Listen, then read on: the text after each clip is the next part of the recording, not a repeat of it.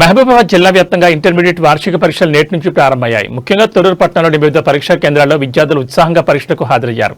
విద్యార్థులకు ఎలాంటి అసౌకర్యం కలగకుండా ప్రశాంత వాతావరణంలో పరీక్షలు రాసేలా అన్ని రకాల చర్యలు తీసుకున్నామని విద్యాశాఖ అధికారులు వెల్లడించారు.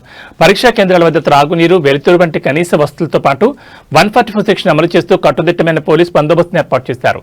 నిమిషం నిబంధన అమల్లో ఉన్నందున విద్యార్థులు సకాలంలో కేంద్రాలకు చేరుకోవాలని, పరీక్షల పట్ల ఆందోళన చెందకుండా ప్రశాంతంగా రాయాలని అధికారులు సూచిస్తున్నారు.